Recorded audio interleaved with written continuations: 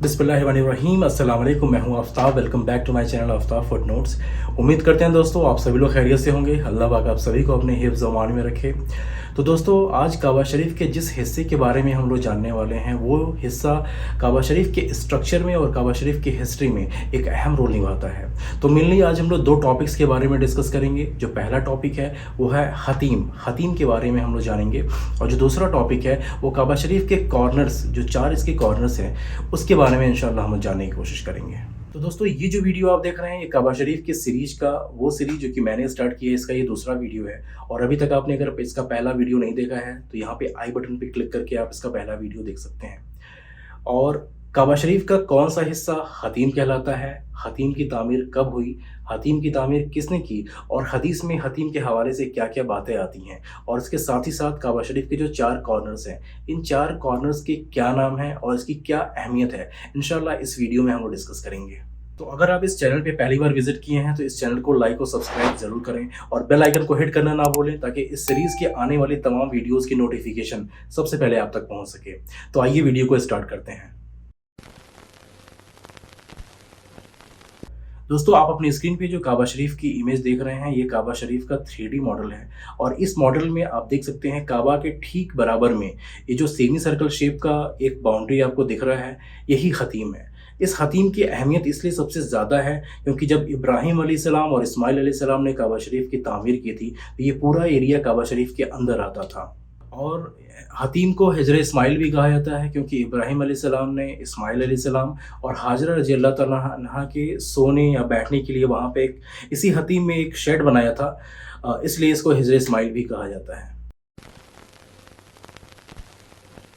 एक दूसरे वाक़ये में आता है कि आप नबी सल्लल्लाहु अलैहि वसल्लम की जो दादा जान थे अब्दुल मुत्तलिब रज़ी अल्लाह तआला अन्हा, आपको काबा शरीफ के इर्द गिर्द रहना या फिर हतीम में ही सोना उठना बैठना इसमें बहुत ज़्यादा पसंद था। तो कभी कभी आप अपने घर से कारपेट्स वगैरह भी मंगाते थे और उसी एरिए में बैठते थे, वहीं पे सोया करते थे। तो ऐसे ही एक रात जब आप उसी हतीम के एरिए में सो रहे थे तो आपने ख्वाब में देखा कि एक परछाई चल कर के आपके पास आती है, और उस परछाई ने बताया कि जमजम का कुआं कहाँ पे दफन है और कहाँ पे दरियाफ्त होगा। बेसिकली बहुत पहले का एक वाक़या था कि जुरहुम नाम के एक कबीले वाले थे, उन कबीलों वालों ने ज़मज़म के कुएँ को दफ़न कर दिया था। तो जब उस परछाई ने बताया कि इस जगह पे खुदाई करो, यहाँ पे ज़मज़म का कुआँ मिलेगा, तो अगले दिन जब आप अब्दुल मुत्तलिब रज़ी अल्लाह तआला अन्हा उसको वहाँ से खुदाई करते हैं तो उस जगह पे ज़मज़म का कुआँ दरियाफ़्त हुआ। उसके पहले वो ज़मज़म का कुआँ पूरी तरीके से दफ़न था। तो जो ख्वाब आया आप अब्दुल मुत्तलिब रज़ी अल्लाह तआला अन्हा को, वो इसी एरिया में आया जहाँ पे आप हतीम में सो रहे थे।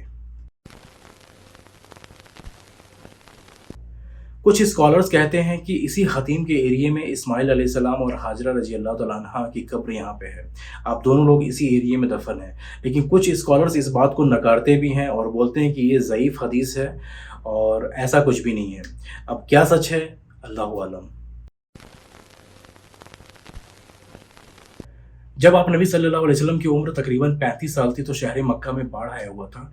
उस बाढ़ ने काबा शरीफ को काफ़ी हद तक नुकसान पहुंचाया। कुछ लोग तो ये भी कहते हैं कि हतीम के साइड की जो दीवार है वो थोड़ी टूट के गिर भी गई थी। ज़ाहिर सी बात है जब बाढ़ आती है तो बिल्डिंगें कमज़ोर हो जाती हैं। तो कुछ ये वजह थी और कुछ और भी वजह हैं जिसको मैंने पार्ट 1 में भी आप लोगों को बताया है। कुरैश के लोगों ने डिसाइड किया कि काबा शरीफ की तामीर फिर से करते हैं, लेकिन तामीर सिर्फ़ और सिर्फ हलाल पैसों से होनी चाहिए। तो सारे कबीलों वालों के पैसे मिला करके भी इतना फंड नहीं हो पा रहा था कि काबा शरीफ को उस शक्ल में बनाया जाए जिस शक्ल में इब्राहिम अलैहिस्सलाम और इस्माइल अलैहिस्सलाम ने बनाया था। तो अभी जिस शक्ल में आप काबा शरीफ को देख सकते हैं इसी शेप में काबा शरीफ को बनाया गया, और बाकी का हिस्सा जो कि बच गया था उसके पास से एक सेमी सर्कल एक बाउंड्री कर दी गई थी, उसी को हतीम कहा जाता है।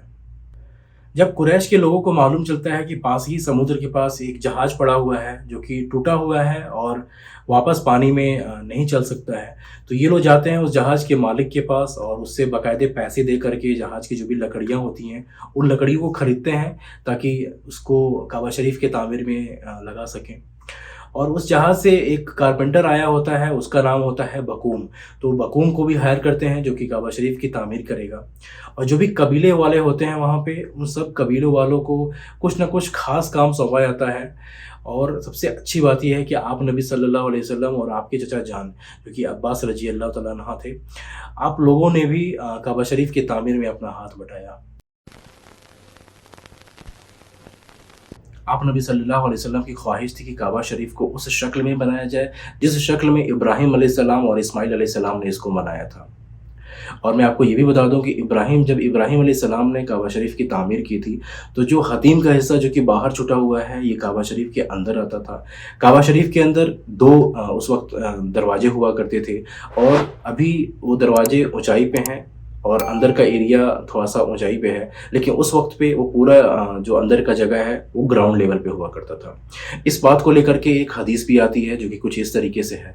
नबी सल्लल्लाहु अलैहि वसल्लम आयशा रज़ी अल्लाह तआला अन्हा से फरमाते हैं कि ओ आयशा, अगर आपके लोग जल्द ही इस्लाम में दाखिल नहीं हुए होते तो मैं काबा शरीफ की दीवारों को हटा करके काबा का जो हिस्सा जो कि बाहर छूट गया है, जैसे कि हतीम, इसको मैं अंदर ले लेता और काबा का जो अंदर का एरिया है उसको मैं नीचे रखता और काबा शरीफ में 2 दरवाजे लगाता। इस तरीके से काबा उस शक्ल में हो जाता जिस शक्ल में इब्राहिम अलैहिस्सलाम ने इसको बनाया था।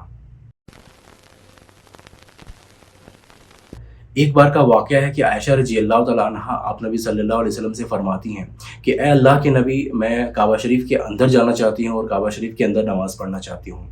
तब आप नबी सल्लल्लाहु अलैहि वसल्लम आयशा रज़ी अल्लाह तआला अन्हा का हाथ पकड़ करके आपको हतीम में लेकर के आते हैं और कहते हैं, जब भी आपका दिल करे नमाज़ पढ़ने का काबा शरीफ के अंदर, तो आप इस हतीम में नमाज़ पढ़ा करें, क्योंकि ये पहले ये काबा का हिस्सा हुआ करता था जब इब्राहिम अलैहिस्सलाम ने इस काबा की तामीर की थी।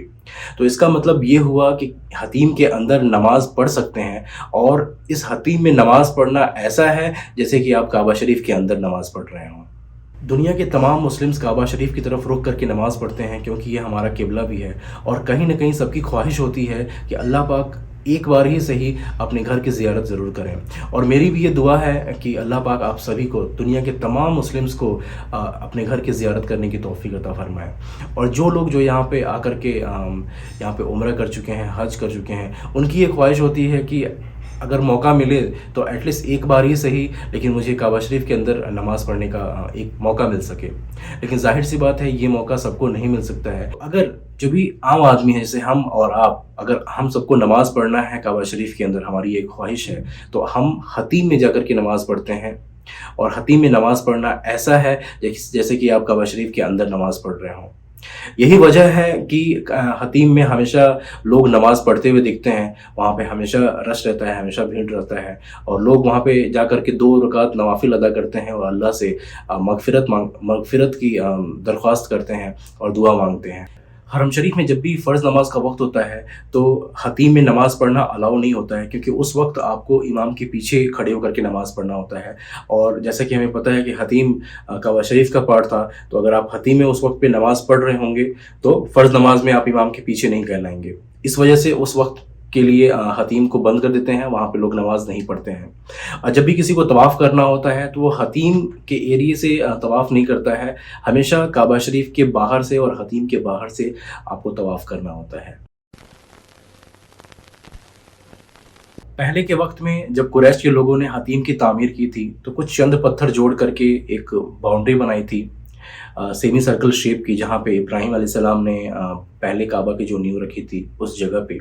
लेकिन अभी के वक्त में वो हतीम पूरी तरीके से मार्बल से बना हुआ है, और उस हतीम की जो हाइट है वो तकरीबन 4 फीट 4 इंच है, और जो उसकी विड्थ है वो तकरीबन 2 फीट 11 इंच के आसपास में है। और यहाँ पे आप ये 2 गेट देख सकते हैं।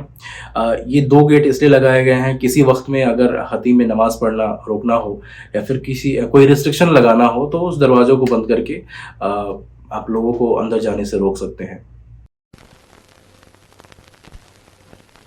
तो दोस्तों बढ़ते हैं वीडियो के अगले पार्ट में, और इस पार्ट में हम जानेंगे कि काबा शरीफ के जो 4 कॉर्नर्स हैं, इन चारों कॉर्नर्स का क्या नाम है और इसकी क्या अहमियत है। तो आप अपनी स्क्रीन पे ये जो इमेज देख रहे हैं ये काबा शरीफ का 3D मॉडल है, और इस कोने पे आप देख सकते हैं कि हजर अस्वद को रखा गया है। हजर अस्वद जो कि जन्नत का पत्थर है, और इस कोने को रुक्न अल अस्वद भी कहा जाता है। जाहिर सी बात है इस वजह से क्योंकि यहाँ पे जन्नत का पत्थर हजर अस्वद को रखा गया है। इस कोने की अहमियत काफ़ी ज़्यादा है क्योंकि जब भी आपको तवाफ़ शुरू करना होता है तो इस कोने से शुरू करना होता है। और जब काबा शरीफ का पूरा राउंड लगा करके आप इस जगह पे पहुँचते हैं तो उसको एक चक्कर कहा जाता है। और आपको पता होना चाहिए कि तवाफ़ करने के लिए 7 चक्कर ज़रूरी हैं। जब आप 7 चक्कर करके इस जगह पे पहुंचते हैं तो आपका एक तवाफ मुकम्मल होता है। और अगर एक करते हैं, एक राउंड लगाते हैं तो उसको एक चक्कर कहा जाता है। दोस्तों ये काबा शरीफ का दूसरा कोना है जिसको रुकन इराकी कहा जाता है। वो इसलिए क्योंकि इसका जो रुख है वो इराक की डायरेक्शन में है। और इसको आप हतीम के इस साइड में देख सकते हैं। ये जो कोना देख रहे हैं आप, इसको रुकन इराकी कहा जाता है।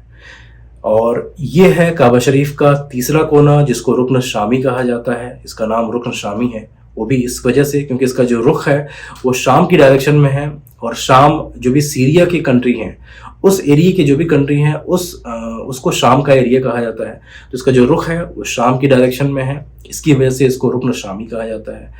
और ये है इसका चौथा कोना जिसको रुकन यमनी कहा जाता है। वो भी इसकी वजह से क्योंकि इसका जो रुख है वो यमन कंट्री के डायरेक्शन में है, इसकी वजह से इसको रुकन यमनी कहा जाता है, जिसकी इम्पोर्टेंस बहुत ज़्यादा है।